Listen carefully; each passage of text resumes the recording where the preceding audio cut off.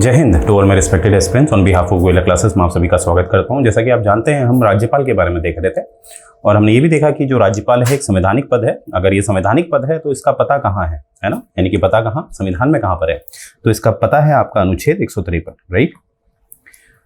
तो हमने पहले ही मैंने कुछ बातें आपको राज्यपाल के बारे में बता दी हैं, कुछ भाग रह गया है वो आज हम पूरा करेंगे और साथ ही हम आज मुख्यमंत्री के बारे में भी शुरू करेंगे, ठीक है। तो ये देखते हैं। आप देखिए, जो अगला मुद्दा है वो है कि अध्यादेश। आप जानते ही हैं, संवैधानिक तौर पे अध्यादेश जारी करने का अधिकार दो लोगों के पास है। एक अनुच्छेद 123 आर्टिकल 1 to 3 के द्वारा राष्ट्रपति और अनुच्छेद 213 के द्वारा राज्यपाल। तो यहाँ पर क्या है, एक ऐसा हमें दिखता है, जैसे कि प्रीवियस लेक्चर में मैंने आपको बताया था, अगर हम विवेक की बात करें, विवेक मतलब अपने मस्तिष्क से अपने तर्कपूर्ण जो एक कौशलता होती है उसके आधार पे फैसले लेने में ज़्यादा जो आज़ादी है वो हमें राज्यपाल की दिखती है, राष्ट्रपति की उतनी नहीं दिखती है। तो यहाँ से हम देखेंगे कि अब जब हम विवेक की बात करते हैं राज्यपाल की अध्यादेश को जारी करते समय, तो यहाँ पर कुछ परिस्थितियाँ हैं जहाँ पर राज्यपाल जब अध्यादेश लाएंगे तो वहाँ पर वो पूर्ण अनुमति लेंगे राष्ट्रपति से, यानी कि राष्ट्रपति के संज्ञान में वो बातें होनी चाहिए। तो ये दो आपको देखेंगे परिस्थिति। पहली है कि कुछ ऐसे नियम हैं जिसमें हमें जो राज्यपाल को लगता है कि उसमें राष्ट्रपति की पूर्ण अनुमति चाहिए, ठीक है।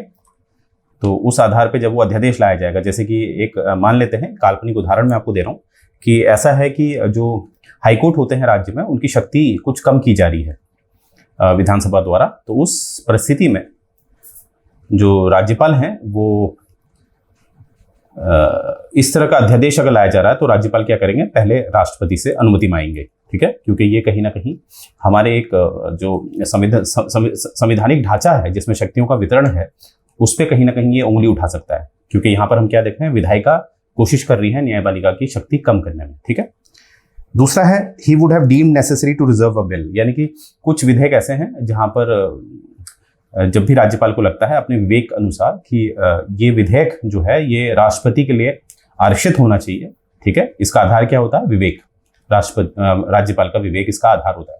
तो जब भी राज्यपाल को लगता है कि अध्यादेश ऐसा है जहां पर राज्यपाल का हस्तक्षेप होना, राज्यपाल को लगता है, माफ कीजिएगा, राज्यपाल को लगता है कि राष्ट्रपति का हस्तक्षेप होना जरूरी है, राज्यपाल को लगता है कि राष्ट्रपति का हस्तक्षेप होना, यानी कि कहीं ना कहीं ये जो विधेयक लाया जा रहा है अध्यादेश के रूप में, यहाँ पर राष्ट्रपति को इसके बारे में जानना बहुत ज़रूरी है, बहुत ज़रूरी है। तो उस परिस्थिति में भी जो अध्यादेश है पहले वो राष्ट्रपति से उसमें अनुमति मांगी जाएगी, तत्पश्चात राज्यपाल उस अध्यादेश को जारी करते हैं।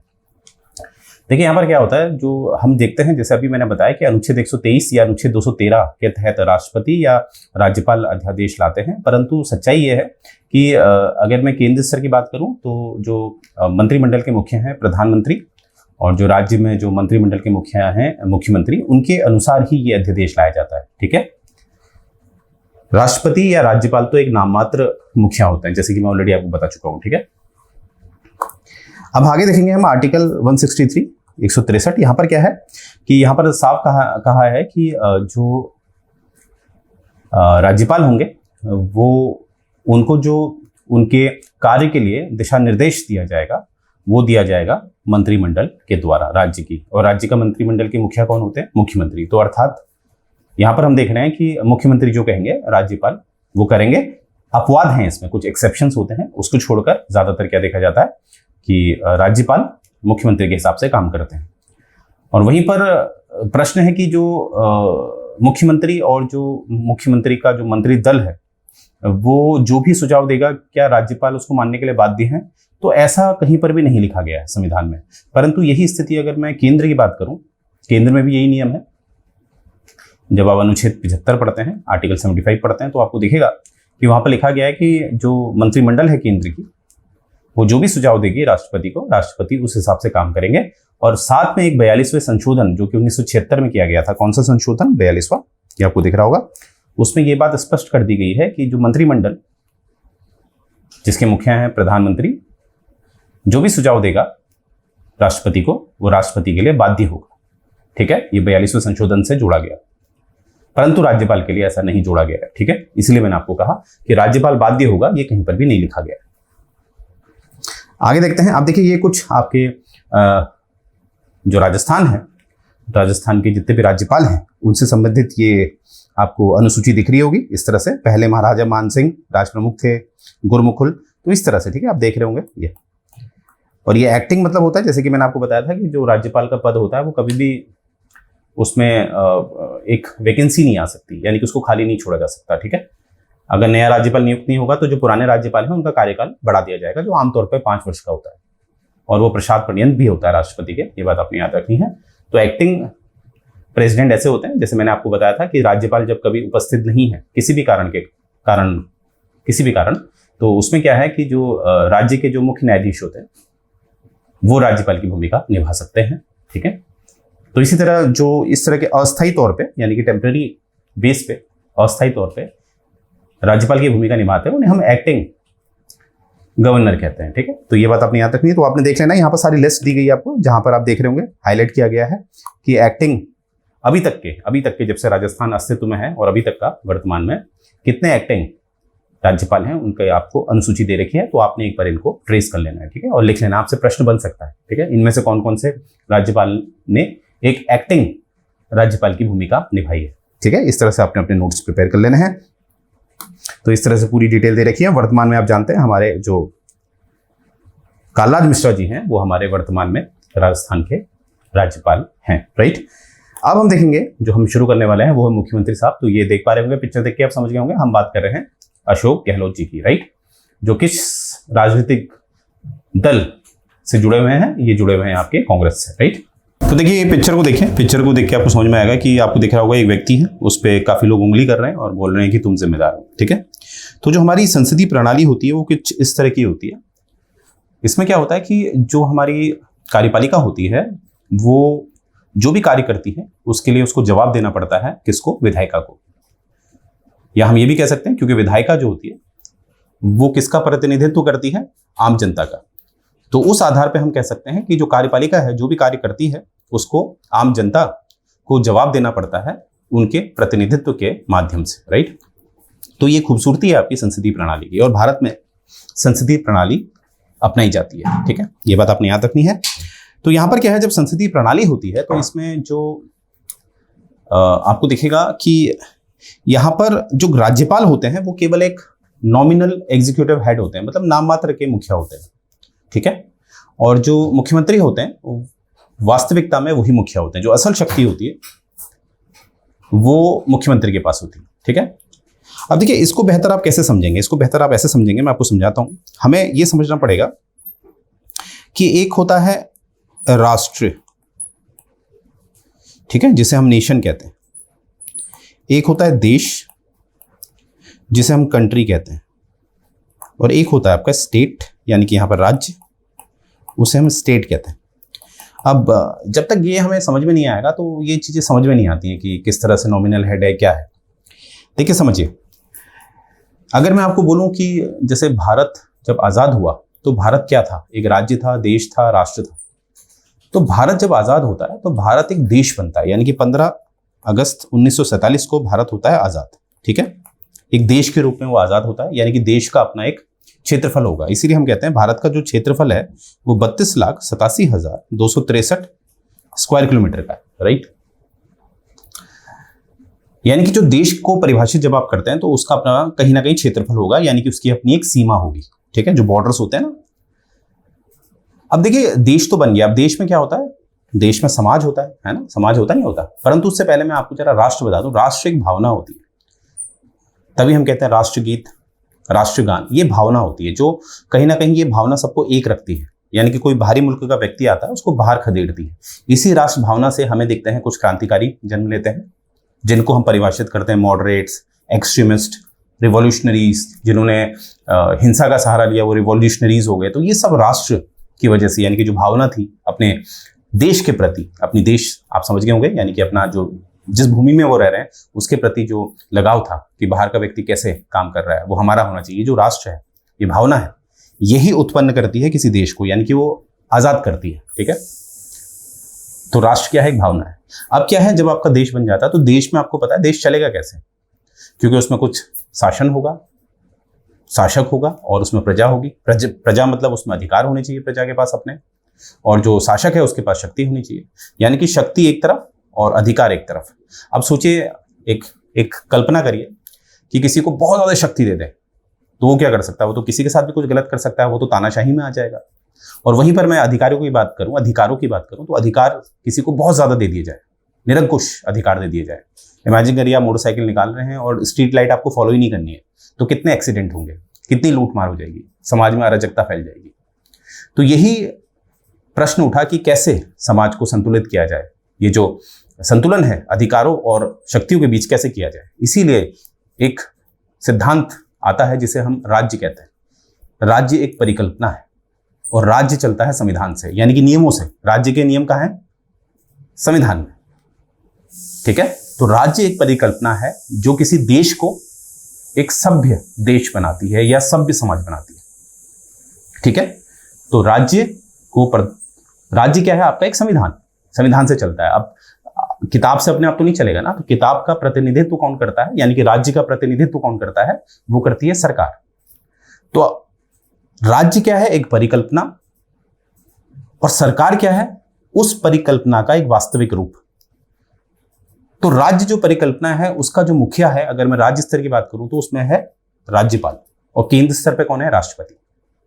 और वहीं पर जो राज्य इनको एक वास्तविकता का रूप दे रही है इस राज्य को, तो केंद्र में जो सरकार है उसके जो मुखिया हैं वो प्रधानमंत्री, और राज्य में जो मुखिया हैं सरकार के वो है मुख्यमंत्री। इसीलिए ये असल है, इसीलिए इनको ज्यादा शक्तिशाली बनाया गया है, क्योंकि एक तरफ है परिकल्पना, एक तरफ है वास्तविकता। तो हम वास्तविकता को ही तो ज्यादा शक्तिशाली बनाएंगे। तो मुझे उम्मीद है आप ये बात समझ पाए होंगे। तो यहां से हमें क्या समझ में आ रहा है, देखेंगे। तो यहां से ये बात आपको समझ में आ गई है कि एक सेकेंड, ये हम देख रहे थे, ये हम देख रहे थे। ठीक है, तो इसीलिए कहा जाता है कि जो राज्यपाल होता है वो राज्य का मुखिया होता है, राज्य जो एक परिकल्पना है, और जो मुख्यमंत्री है वो एक सरकार का मुखिया होता है जो वास्तविकता है। इसीलिए आपको दिखता है असल शक्ति किसके पास है? मुख्यमंत्री के पास। और यहां पर ये बताया जा रहा है जो मुख्यमंत्री की जो भूमिका है वो कहीं ना कहीं बिल्कुल प्रधानमंत्री जैसी होती है। ठीक है, मतलब उसके भी कोई चुनाव नहीं होते। क्या कभी मुख्यमंत्री का कोई चुनाव होता है? बिल्कुल भी नहीं होता। विधानसभा के चुनाव होते हैं। ठीक है, जो भी सरकार बहुमत में आती है वो उनमें से अपने आप में से जो उनको लगता है ये प्रसिद्ध व्यक्ति है उसको मुख्यमंत्री घोषित कर देती है। वही हमारे केंद्र में भी होता है। ठीक है, तो इस तरह से ये बताया जा रहा है। आगे देखेंगे, अगर हम बात करें अनुच्छेद 164 की, यहां पर हम देखेंगे कि जो मुख्यमंत्री है उनकी जो नियुक्ति करते हैं वो राज्यपाल करते हैं। ठीक है, परंतु जो प्रथा है वो क्या है? जो हमारी संसदीय प्रणाली है उसमें एक प्रथा होती है कि जो चुनाव होते हैं, चुनाव में जो भी सरकार बहुमत में आती है, वही, मेरा मतलब है सरकार को बदले आप यहां पर राजनीतिक दल कह सकते हैं, जो भी राजनीतिक दल बहुमत में आता है तो वो फिर अपने में से ही एक नाम दे देता है। जो व्यक्ति प्रसिद्ध होता है उसका नाम दे देते हैं, और उसी नाम को मद्देनजर रखते हुए जो राज्यपाल हैं उसकी नियुक्ति करते हैं एक मुख्यमंत्री की तरह। तो यहां से हमें क्या समझ में आ रहा है कि इस स्थिति में जब कोई राजनीतिक दल बहुमत में आता है तो वहां पर राज्यपाल के पास ये विवेकशील शक्ति नहीं है कि वो मुख्यमंत्री किसको नियुक्त करेगा। अगर स्थिति ऐसी बन जाती है कि कोई भी राजनीतिक दल पूर्ण बहुमत में नहीं आता है, तो उस स्थिति में जो राज्यपाल हैं वो वहां पर अपने विवेक का इस्तेमाल करते हैं। फिर जिसके पास सबसे ज्यादा वोट आए होते हैं, क्योंकि पूर्ण बहुमत में तो कोई आया नहीं है, यानी कि बहुमत में तो कोई आया नहीं है, 50% प्लस 1 कोई वोट लाया नहीं है, तो जिसने भी मानते हैं किसी ने 33% सबसे ज्यादा वोट आए हैं, उस राजनीतिक दल को राज्यपाल अपने विवेक के अनुसार उनको बुलाएंगे और उनसे कहेंगे कि आप अपने में से कोई मुख्यमंत्री को चुनिए और शपथ लीजिए, और अपना बहुमत, जब आप सदन में बैठेंगे तो आपने अपना बहुमत सिद्ध करना पड़ेगा। तो यहां पर क्या है, जब कोई भी राजनीतिक दल पूर्ण बहुमत में नहीं आता या बहुमत में नहीं आता, तो वहां पर उस स्थिति में राज्यपाल अपने विवेक का इस्तेमाल कर सकते हैं। और दूसरी स्थिति क्या है कि अगर कोई राजनीतिक दल बहुमत में आ जाता है, तब उस स्थिति में जो राजनीतिक दल कहेगा, जो बहुमत में आया है, जिस व्यक्ति का नाम देगा, राज्यपाल उसी का नाम नियुक्त करेगा। ठीक है, ये एक परंपरा है, पर संवैधानिक तौर पे हमें क्या देखना होता है कि मुख्यमंत्री की नियुक्ति कौन करता है? राज्यपाल। ये बात अपनी याद रखनी है। ठीक है, तो ये आपने देखा, ये मैंने आपको बता दिया है। जब कोई भी राजनीतिक दल पूर्ण बहुमत में नहीं आ पाता है तो उस समय राज्यपाल अपने विवेक का इस्तेमाल कर सकते हैं। आगे देखेंगे, अगर मुख्यमंत्री की अगर मृत्यु हो जाती है, तो मानते हैं मुख्यमंत्री की अचानक से मृत्यु हो जाती है, तो उस स्थिति में क्या होता है? उस स्थिति में जो राजनीतिक दल है जिसके वो मुख्यमंत्री थे, यानी कि वो राजनीतिक दल बहुमत में है, सरकार में है, तो वही राजनीतिक दल क्या करता है, किसी एक व्यक्ति का नाम देता है राज्यपाल को और राज्यपाल उसे मुख्यमंत्री नियुक्त कर देते हैं। राइट, ये भी आपने याद रखना है।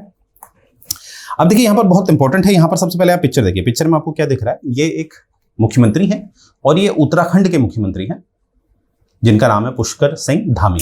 ठीक है, अब ये उदाहरण क्यों आ रहा है अब देखिए, आपको अब समझ में आएगा। सबसे पहले यहाँ पर देखिए एक नियम है, ये संवैधानिक नियम है। इसमें ये कहा गया है कि आप राज्यपाल चाहें तो किसी भी व्यक्ति को मुख्यमंत्री बना सकते हैं, चाहे वो विधानसभा का सदस्य है या नहीं है। ठीक है, देखिए सबसे पहले समझिए कि मुख्यमंत्री बनने के लिए आपको विधानसभा का सदस्य होना अनिवार्य है। जिस राज्य का आप किसी व्यक्ति को मुख्यमंत्री बना रहे हैं तो उसके पास उस राज्य की विधानसभा की सदस्यता होना अनिवार्य है। परंतु उसमें एक अपवाद भी है, यह है कि किसी भी व्यक्ति का नाम दिया जा सकता है अगर उसके पास विधानसभा की सदस्यता नहीं है तो उस व्यक्ति को अधिकतम 6 माह के लिए मुख्यमंत्री बनाया जा सकता है। अधिकतम कितना? 6 माह के लिए, 6 मंथ। और इस 6 माह के भीतर उस व्यक्ति को जिसको मुख्यमंत्री बनाया गया है उसको किसी भी तरह विधानसभा की सदस्यता लेनी पड़ती है, किसी भी हालत में। अगर वो 6 महीने के भीतर नहीं ले पाया तो उस स्थिति में क्या होता है, उसको फिर अपने मंत्री पद से इस्तीफा देना पड़ता है। अब उत्तराखंड में स्टोरी ये हुई कि जो उत्तराखंड के जो वर्तमान में जो मुख्यमंत्री हैं पुष्कर सिंह धामी, वो विधानसभा के चुनाव हार गए थे, परंतु उनका जो एक वर्चस्व था वो इस तरह का था कि उन्हीं का नाम हर कोई दे रहा था, तो इसीलिए मुख्यमंत्री उन्हीं को बनाया जाता है। यानी कि जब ये मुख्यमंत्री बनाए गए थे तो ये चुनाव हार चुके थे, यानी कि इनके पास विधानसभा की, उत्तराखंड की विधानसभा की सदस्यता नहीं थी। अब क्या है, 6 महीने तक ही ये बन सकते थे। तो उस स्थिति में क्या किया जाता है, उस स्थिति में क्या होता है, एक व्यक्ति जो जीता हुआ है वह व्यक्ति अपनी सीट छोड़ देता है। ठीक है, वह व्यक्ति अपनी सीट छोड़ देता है और ये माना जाता है कि अब ये सीट किसको है, जिस व्यक्ति को मुख्यमंत्री बनाया। तो यानी कि हम ये समझ पाए कि आज जो उत्तराखंड के मुख्यमंत्री हैं असल में वो अपनी विधानसभा जो क्षेत्र है वहां से हार गए थे, परंतु किसी और व्यक्ति ने अपनी सीट छोड़ी है, तब जाकर इनको सदस्यता मिली है। राइट, तो ये भी एक तरीका होता है कि जो राजनीति की जाती है इस माध्यम से भी की जाती है। इस नियम का इस्तेमाल किया जाता है इस तरह से, यानी कि किसी भी व्यक्ति को आप क्या बना सकते हैं, मुख्यमंत्री बना सकते हैं या मंत्री बना सकते हैं, परंतु 6 महीने के भीतर उस व्यक्ति को उस विधानसभा की सदस्यता लेनी पड़ती है। राइट, और यही नियम आपका केंद्र में भी लागू होता है। केंद्र में भी लागू होता है, जैसे कि हमारे जो विदेश मंत्री हैं एस जयशंकर, उनके साथ भी यही हुआ है। ठीक है, हालांकि उनको राज्यसभा में आपको पता ही है 12 लोगों को मनोनीत किया जा सकता है, तो उनको मनोनीत के पद पर सदस्यता राज्यसभा की दिलाई गई। ठीक है, ये बात आपने याद रखनी है। आगे देखते हैं जो मुख्यमंत्री के कार्यकाल और वेतन है और उनकी शपथ। देखिए जो मुख्यमंत्री जो शपथ खाते हैं उसमें ये बात करते हैं कि संविधान के प्रति सच्ची आस्था और निष्ठा रखेंगे, पहली बात। भारत की संप्रभुता और अखंडता को कायम रखेंगे, दूसरी बात। निष्ठापूर्ण और कर्तव्य निष्ठा से कर्तव्य का निर्वहन करेंगे, तीसरी बात। सभी लोगों को संविधान कानून के अनुरूप अधिकार दें, भय, पक्षपात, स्नेह, द्वेष के बिना कार्य करेंगे।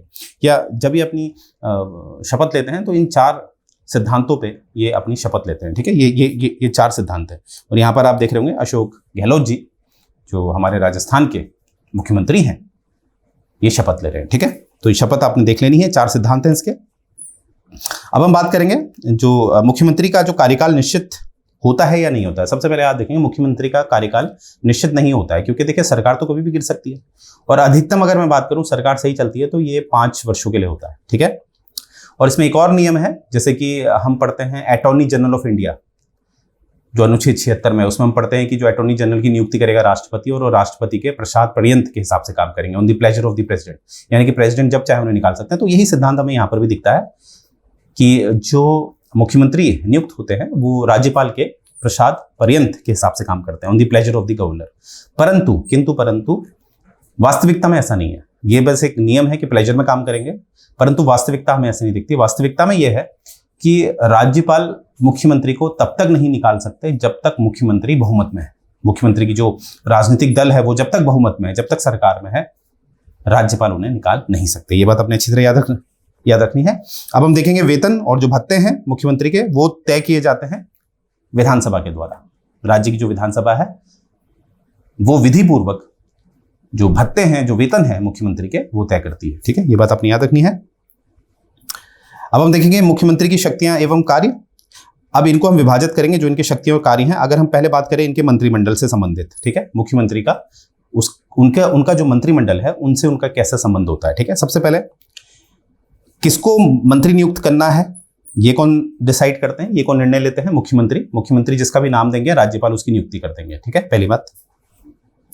पोर्टफोलियोज आप जानते हैं, जैसे कि फिनांस होता है, मतलब ऑफिस को विभाजित कर देना, जैसे वित्तीय हो गया, रक्षा हो गया, ठीक है, महिलाओं के लिए हो गया, इस तरह से जो हमें पोर्टफोलियो मिलता है, गृह मंत्रालय होता है, ये सब जो पोर्टफोलियोज हैं, ये जो ऑफिस है, किसको क्या दिया जाएगा वो भी निर्धारित कौन करते हैं? मुख्यमंत्री।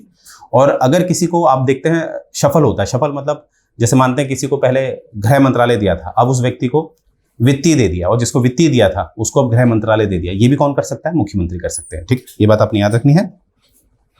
Can ask minister to resign और टेल द गवर्नर, मतलब मुख्यमंत्री के पास इतनी शक्ति होती है कि वो किसी भी मंत्री से कह सकते हैं, जो उनकी मंत्रिमंडल के जो मुख्यमंत्री हैं, माफ कीजिएगा, जो मुख्यमंत्री के मंत्रिमंडल के जो मंत्री होते हैं उनसे वो कभी भी कह सकते हैं आप इस्तीफा दीजिए, और वो राज्यपाल को भी ये निर्देश दे सकते हैं कि आप इस मंत्री को क्या करिए, डिसमिस कर दीजिए। ठीक है, तो इतनी शक्ति होती है इनकी। ठीक है, और जितने भी मंत्री जो होते हैं, जो भी कार्य करते हैं उसका वो सुपरविजन कर सकते हैं, यानी कि पर्यवेक्षण कर सकते हैं।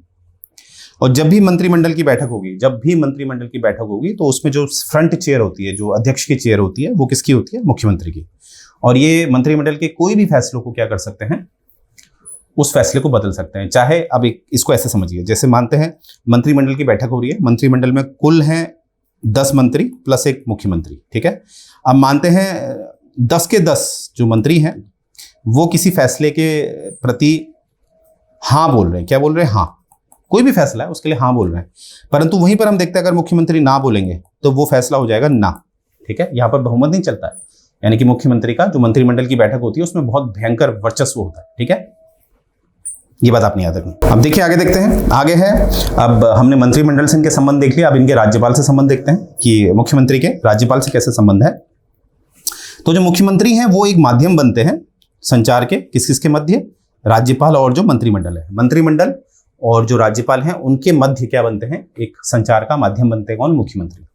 तो यहां पर हम देखेंगे कम्युनिकेट करते हैं to governor all the decision of the council of ministry, यानी कि मंत्रिमंडल जो भी फैसले ले रही है उन फैसलों को पहले ही बता दिया जाता है मुख्यमंत्री के माध्यम से राज्यपाल को। ये बात आपने याद रखनी है। जितनी भी मंत्रिमंडल के किसी भी निर्णय से संबंधित जो जानकारी होती है वो प्रदान की जाती है राज्यपाल को, किसके द्वारा? मुख्यमंत्री के द्वारा। ये बात आपने याद रखनी है। अब ये भी याद रखिएगा कि जो राज्यपाल द्वारा विचार किए जाने वाले किसी भी निर्णय को मंत्रिपरिषद को प्रस्तुत किया जाएगा। ठीक है, यानी कि जैसे यहाँ पर आप देखेंगे जो तीसरा वाला पॉइंट है, यहाँ पर सी वाला, वहां पर आपको दिखेगा कि राज्यपाल अगर कोई सूचना चाहते हैं किसी भी संबंध में, चाहे वो विधेयक से संबंधित है चाहे कोई भी, तो वहां पर जब राज्यपाल ये सूचना मांगेंगे तो वहां पर मंत्रिमंडल की जो सूचना है जो राज्यपाल को चाहिए वो भी कौन देते हैं? मुख्यमंत्री। ठीक है, और आगे देखेंगे जब नियुक्ति की बात हो, जैसे कि नियुक्ति किस किस की, जैसे चेयरमैन हो या कोई सदस्य हो, यानी कि अध्यक्ष हो या कोई सदस्य हो, किसका? राजस्थान पब्लिक सर्विस कमीशन का, यानी कि जो लोक सेवा आयोग होता है राजस्थान का, या किसी भी राज्य का अपना अपना लोक सेवा आयोग होता है। अभी हम राजस्थान की बात करेंगे, चाहे राजस्थान का जो राज्य चुनाव आयोग है उनके जो अध्यक्ष हैं या उनके जो सदस्य हैं उनकी नियुक्ति जो है, यानी कि अन्य जो संवैधानिक संस्थान होते हैं जो राज्यों ने भी बनाने होते हैं, जैसे राज्य वित्त आयोग, जैसे राज्य चुनाव आयोग, जैसे राज्य के अपने लोक सेवा आयोग, तो इस तरह के जितने भी अध्यक्ष और सदस्यों की नियुक्ति होती है वो करते तो राज्यपाल है, परंतु किसके अनुसार करते हैं? मुख्यमंत्री के अनुसार। ठीक है, मुख्यमंत्री साहब नाम देते हैं और राज्यपाल उन्हीं की नियुक्ति करते हैं, यानी कि राज्यपाल के पास यहाँ पर भी अपने विवेक का इस्तेमाल करने की शक्ति नहीं होती है। ठीक है, तो ये है आपका संबंध किस किसका? मुख्यमंत्री और राज्यपाल का। अब हम देखेंगे मुख्यमंत्री और जो राज्य की विधानसभा है उसके समक्ष क्या संबंध है। ठीक है, यहां पर ये सुझाव देते हैं जो राज्यपाल हैं कि राज्यपाल क्या करेंगे कि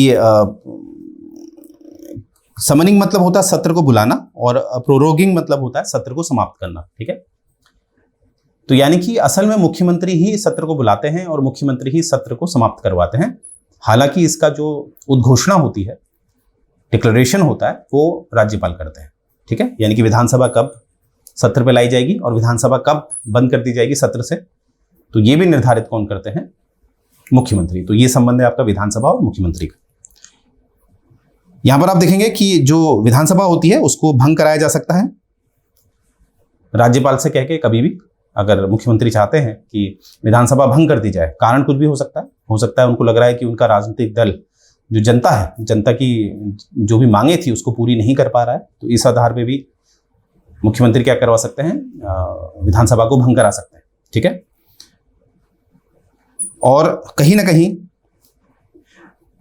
अगर वो खुद भी इस्तीफा दे देते हैं, याद रखिएगा मुख्यमंत्री अगर खुद इस्तीफा देते हैं तो अपने आप ये माना जाता है कि अब सरकार हो गई है भंग। ठीक है। तो सरकार भंग, तो जो वो विधानसभा है वो भी भंग कर दी जाती है। ठीक है। Announces government policies on the floor of the houses, यानी कि जो भी सरकार की नीतियां होती हैं उसके बारे में वो बताते हैं विधानसभा में कौन? मुख्यमंत्री। क्योंकि मुख्यमंत्री क्या है? मंत्रिमंडल के मुखिया हैं। तो मंत्रिमंडल जो भी योजनाएं लाता है, जो भी प्रस्ताव लाता है, उसको पटल में, यानी कि पटल से मेरा तात्पर्य है विधानसभा में, कौन प्रस्तुत करते हैं? मुख्यमंत्री। तो ये कुछ संबंध है विधानसभा और मुख्यमंत्री, राइट। आगे देखते हैं, कुछ अन्य शक्ति भी है इनकी। जैसे जो मुख्यमंत्री होते हैं, वो जो भी मुख्यमंत्री बनेगा वो अपने आप अध्यक्ष हो जाएगा किसका? स्टेट प्लानिंग बोर्ड का। जो राज्य योजना बोर्ड होता है उसका अपने आप क्या बन जाएगा? अध्यक्ष, जो भी मुख्यमंत्री होगा। ठीक है। और वो उपाध्यक्ष बनता है, मुख्यमंत्री उपाध्यक्ष बनता है। जो हमारी जोनल काउंसिल्स होती हैं, जोनल जो होती है ना, जोनल काउंसिल्स होती हैं पूरे, ये तो पूरे भारत की होती हैं, क्योंकि इसके जो मुखिया होते हैं वो हमारे केंद्र के गृह मंत्री होते हैं। केंद्र के गृह मंत्री इसके अध्यक्ष होते हैं। और इसके उपाध्यक्ष कौन होते हैं? जो ये जोनल बनते हैं वो होते हैं मुख्यमंत्री। और ये 1 साल के लिए बनते हैं। ठीक है। क्योंकि ये जोनल जो है वो पूरे भारतवर्ष के लिए होती है।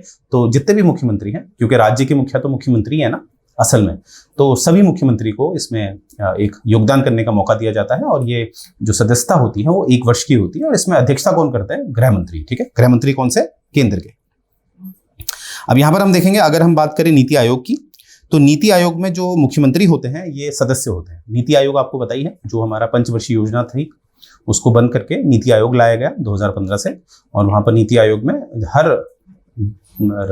राज्य के जो मुख्यमंत्री हैं उनको सदस्य बनाया जाता है नीति आयोग का। ठीक है। और फिर हम देखेंगे ये अध्यक्ष बनते हैं किसके? जो मुख्यमंत्री आर्थिक परिवर्तन सलाहकार परिषद होता है। ठीक है। ये बात याद रखेंगे, chief ministers economic transformation advisory, यानी कि मुख्यमंत्री आर्थिक परिवर्तन सलाहकार परिषद के ये अध्यक्ष भी होते हैं। ठीक है। तो यानी कि जो मुख्यमंत्री बनेगा वो अपने आप इन पदों का एक सदस्य बन जाएगा, चाहे अध्यक्ष के रूप में बनेगा, चाहे उपाध्यक्ष के रूप में बनेगा, चाहे सदस्य के रूप में बनेगा, ये बनता है। तो एग्जाम में इससे काफी क्वेश्चन आते हैं आपके। ठीक है। कि जोनल के जो उपाध्यक्ष होते हैं वो कौन बनते हैं? ठीक है। नीति आयोग के सदस्य कौन होते हैं या अध्यक्ष कौन होते हैं? इस तरह से नीति आयोग के अध्यक्ष आप जानते हैं माननीय प्रधानमंत्री होते हैं, राइट। तो ये कुछ मैंने आपको बताया है मुख्यमंत्री के बारे में, कुछ संवैधानिक नियम आपको बताया और कुछ जो प्रथा चलती हुई आ रही है, यानी कि कन्वेंशन जो है। ठीक है। जैसे एक उदाहरण देख लेते हैं, जैसे मैंने अभी बोला आपको कि राष्ट्रपति, माफ कीजिएगा, जो राज्यपाल हैं वो नियुक्ति करते हैं, किसकी नियुक्ति करते हैं? मुख्यमंत्री की। ये एक संवैधानिक नियम है। परंतु वास्तविकता में क्या दिखता है हमें कि जो भी राजनीतिक दल बहुमत में आता है, जो सरकार बनाता है, उन्हीं में से वो एक का नाम दे देते हैं, जो व्यक्ति प्रतिष्ठित होता है उसका नाम देते हैं और उसी नाम के हिसाब से जो राज्यपाल है मुख्यमंत्री को नियुक्त कर देते हैं। ठीक है। तो इस तरह का हमने देखना है। तो यहां पर आप देख रहे होंगे ये आपकी कुछ अनुसूची है जो भी राजस्थान के मुख्यमंत्री बने हैं। पहले आप देख रहे होंगे हीरालाल शास्त्री जी, यहां पर आप देख रहे होंगे ये राजस्थान के पहले मुख्यमंत्री बने हैं। ये बात आपने याद रखनी है, राइट। और यहां पर आप देखिए, यहां पर आपको दिख रहे होंगे कौन? भैरव सिंह शेखावत जी। ठीक है। ओनली लायन ऑफ राजस्थान कहा जाता था इनको, ओनली लायन ऑफ राजस्थान, इतनी ऐसा वर्चस्व था इनका। ठीक है। कभी पढ़िएगा इनके बारे में। ठीक है। तो ये याद रखिएगा, क्योंकि ज्यादातर आप देखेंगे कि जो राजस्थान है वहां पर हमें कांग्रेस की ही सरकार हमेशा दिखती है। ठीक है। ये आप देख रहे होंगे ज्यादातर कांग्रेस की सरकार है। और हम देखते हैं कि जो भारतीय जनता पार्टी की जो शुरुआत होती है, जो आगाज होता है, वो इन्हीं के द्वारा होती है। भैरव शेखावत जी, ये बीच वाले हैं, ये आपकी मिसाइल मैन ऑफ इंडिया जो हमारे APJ अब्दुल कलाम है, और ये हमारे अटल बिहारी वाजपेयी जी, जिनके नेतृत्व में हमारा ऑपरेशन शक्ति जो था, जो परमाणु परीक्षण किया गया था, इन्हीं के नेतृत्व में किया गया था। तो फिलहाल वर्तमान में तीनों ही हमारे बीच नहीं है। ठीक है। परंतु तीनों ही अपने अपने स्थान पे दिग्गज हैं, राइट। तो ये बात याद रखें। खासकर आपने किसका नाम याद रखना है? भैरव सिंह शेखावत। इन्होंने आगाज किया था बीजेपी का राजस्थान में। और आप ऐसे देख पा रहे होंगे ये सारी अनुसूचियां हैं। और यहाँ पर देखिए अभी तक का हमें ये दिखता है, जितना हमने इसको एनालाइज किया है, कि राजस्थान में अभी तक जो जितने भी मुख्यमंत्री बने हैं उनमें अभी एक ही महिला मुख्यमंत्री बनी है, वो आप जानते ही हैं, ये है आपकी वसुंधरा राजे। ठीक है, ये बात आपने याद रखनी है। तो आइए अब बात करते हैं हम हमारे पैकेज की। तो यहाँ पर आप देखिए क्रैश कोर्स गोयला क्लासेस की तरफ से आपको ऑफर किया जा रहा है, जिसमें आपका जो प्री का पूरा सिलेबस है वो पढ़ाया जाएगा। आई रिपीट, प्री का, मेंस का नहीं, प्री का, जो मात्र आपको पड़ेगा 2,999 का। और ये क्रैश कोर्स में ये फायदा होता है, जिसकी ऑलरेडी तैयारी जिसने कर रखी है उसको ये फास्ट ट्रैक में पढ़ाया जाता है, राइट। एक रिविजन टाइप आप इससे समझ सकते हैं। और ये टेस्ट सीरीज है, प्रीलिम्स की टेस्ट सीरीज, तो ये मात्र आपको पड़ेगी 1,999। और हमेशा मैंने कहा है कि टेस्ट सीरीज जरूर लेनी चाहिए, क्योंकि जब आप पेपर निकालते हैं तो पेपर में पास होना ही इतना इंपॉर्टेंट नहीं होता, पास होना ही इतना महत्वपूर्ण नहीं है। महत्वपूर्ण है कि आपने वो टॉप में आना है, क्योंकि हमेशा याद रखिएगा पद हमेशा सीमित होते हैं और एप्लीकेशन तो बहुत डाल दी जाती है, तो जो सबसे टॉपर होंगे उन्हीं का सिलेक्शन होता है। ठीक है, तो इसीलिए टेस्ट सीरीज के माध्यम से आप खुद भी एनालाइज कर सकते हैं आप किस रैंकिंग में है। ठीक है, क्योंकि रैंक हमारी टीम आपको प्रोवाइड करेगी, तब आपको पता चल जाएगा आपको कितनी मेहनत और करनी है। ठीक है, और ये एक बंडल कोर्स है जिसमें क्रैश कोर्स दिया जाएगा, टेस्ट सीरीज दी जाएगी और स्टडी मटेरियल दिया जाएगा, जो मात्र आपको पड़ेगा 3,999।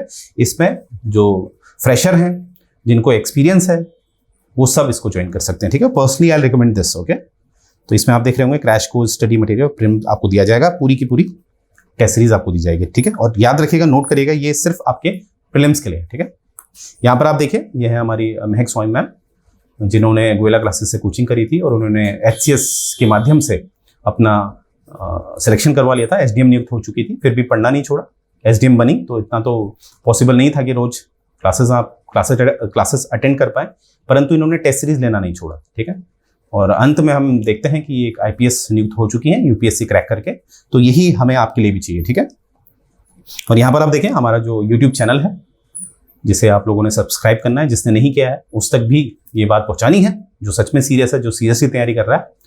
और यहाँ पर आप देख रहे होंगे राजस्थान से संबंधित हमने एक टेस्ट सीरीज चला रखी है, जो हमारे फैकल्टी, एक्सपर्ट फैकल्टी अपने अपने विषय में, वो आपके समक्ष ऐसे प्रश्न लाती है जो महत्वपूर्ण है आपके एग्जाम के लिए, राइट। ये आप देखेंगे, ये आपका हमारा ऐप है जो प्ले स्टोर में अवेलेबल है, जिसे आप कभी भी डाउनलोड कर सकते हैं और अपनी तैयारी को बेहतर बना सकते हैं, राइट। तो मुझे उम्मीद है लेक्चर आपको पसंद आया होगा। यहीं से अपना लेक्चर एंड करने जा रहा हूँ। जय हिंद।